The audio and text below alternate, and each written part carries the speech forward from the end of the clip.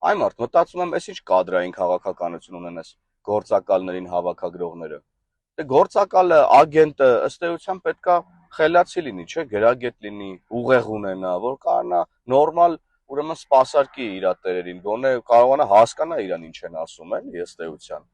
Հիմա մեր մոտ ում հավաքագրել են, դե այդ եռագլխիկներին նկատի ունեմ։ Երեքն էլ ախր անգրագետ են։ Էդ ինչ պետք է անեն այդ անգրագետներն իրաց տերերի համար։ Ու մի քիչ որ խորանում եմ, թե բա էլ որ ունակությունների համար են սրանց հավաքագրել, հասկանում եմ։ Դե որ ագենտը նաև պետքա հայրենիք չունենա, պետություն չունենա,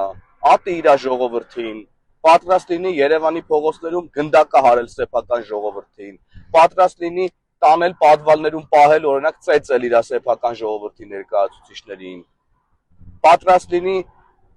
լույսը գողանա իր սեփական ժողովրդից, պատրաստ լինի հայոյի իր սեփական ժողովրդին, ըստ էության սպիտակ թղթի տակ ստորագրող էլ պետքա լինի, էլի, որ հետո իր տերերը ինչ գրեն այդ թղթի վրա, իրանք հլու հնազանդ դա իրականացնեն։ Այս ունակությունների համար են փաստորեն հավաքագրվել այս անգրագետ ագենտները։